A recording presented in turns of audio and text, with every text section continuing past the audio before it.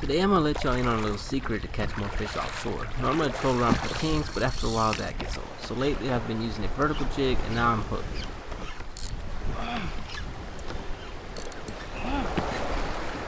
Dude, come on. How do you not hook up? I know y'all know it's a fish. That's definitely a fish. I mean, a fish is, sure in heck ain't no rig structure. That's a fish that's grabbing and running back with it. Who knows what though? I can't tell if it's bait or is it like a king. I mean, it ain't a king. I mean, it would have slammed the reel. Could be a snapper. I don't know. Something's following it up. Ah! There it is. There it is. I got it. Oh shit! Dude, that is a good fish. To use a jig is fairly simple. Here on the Texas coast, the water is fairly shallow from what is reachable on kayak. So our jigging style is a little different from the normal speed jigging you would see somebody doing on a wreck in deeper waters. The only about 5 to 10 pumps to get a bite. Changing pace of jigging from time to time helps determine what the fish are after that day. Oh, and don't worry, no fish finder, no problem. I personally don't have one, and I do just fine. Just means you're going to work a little harder to find them. So the basics of jigging. You want something light action that isn't going to wear you out. Consider that you are not speed jigging. For that it requires better tackle. I use a Pin Pursuit 4000 on a Pin Pursuit graphite medium heavy rod with 40-pound guideline braid, and I do just fine. So here's what you want to do. You want your jig to drop to the bottom and your line should be as vertical as possible to the rod tip for best action. Oh, and check your drag. Don't have it too tight. You don't want to pull those hooks. You'll want the jig to get to the bottom if there is no fish finder available to tell you what depth the fish are located. The speed you retrieve at is going to change depending on the bite and, well, how long you can last jigging. You want to add some aggressive pump action to the rod to allow the jig to consistently flutter through the water. As far as how you hold the rod, for that I'll let you decide based on your comfort. Just keep the jig moving, and when there's fish around, you're going to get bites. Also, don't be shocked that on the way down, your reel speeds up for fish to hit on the drop when you're on top of a school of fish. So are y'all ready to see this in action? In 3, 2, 1. Fish on.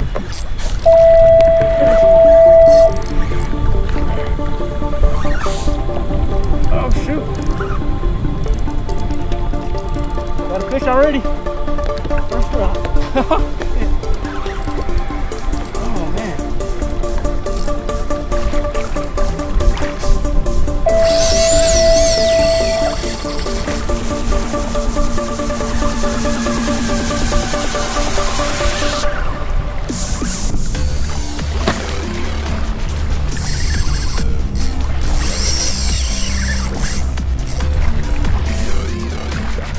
We're only in 40 feet of water, so come on. Oh, he's heavy.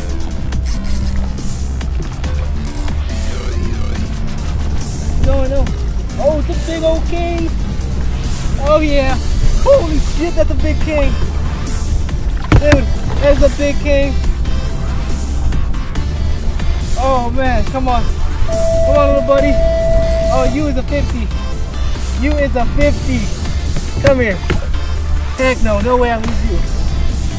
You is a 50. Oh my gosh, the beast. Oh, come on.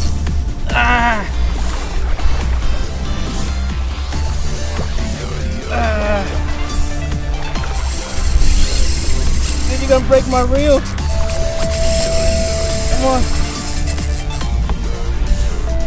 It's not like I can just force this king up, you know. There's no forcing this king up. So, talking this is a serious king.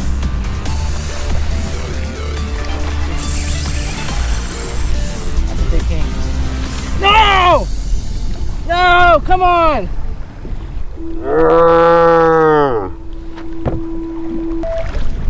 He bit to the line. No! Shit!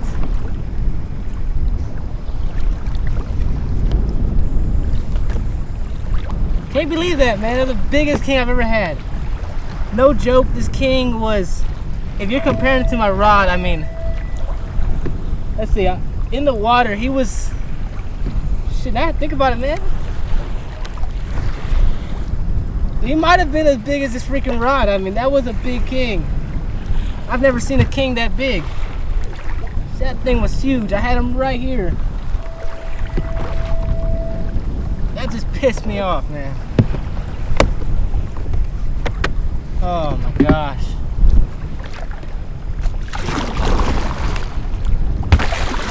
The fact that he bit through my line is what pisses me off.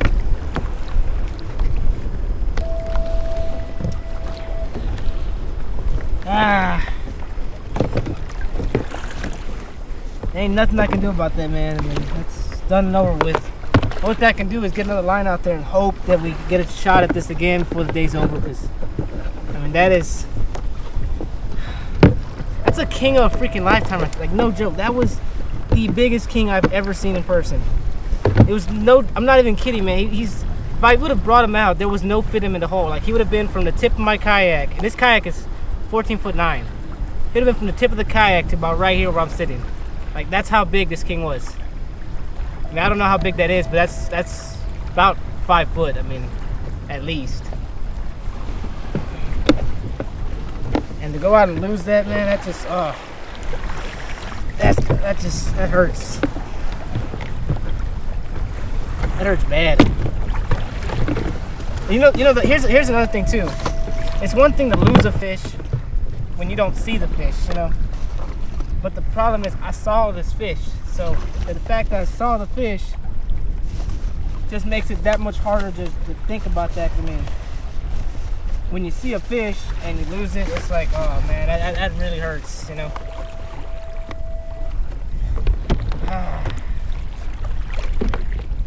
That sucks, man.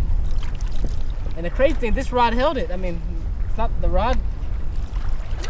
I ain't got nothing to say bad about this rod. I mean, this rod did its job. I mean, you just don't hook into a king that big, and you know what I'm saying?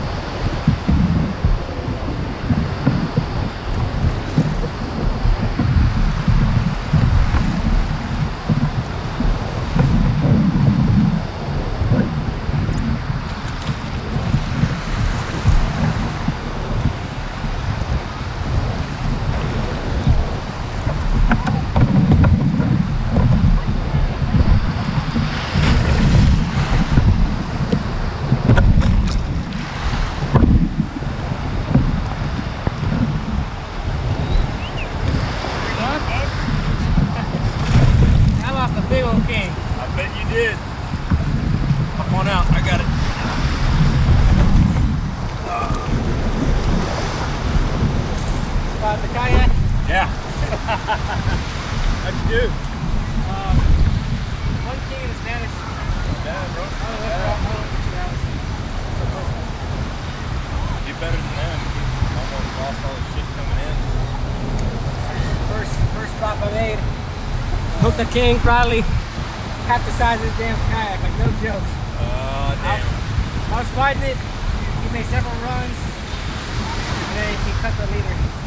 That's how it happened to me this last weekend, dude. That 60 plus inch king was massive. It would have put me on the star leaderboard. It it was that big. Because the blended caught a 56 that was 50, or 56 that was 50 pounds thick, and this was 6 inches bigger.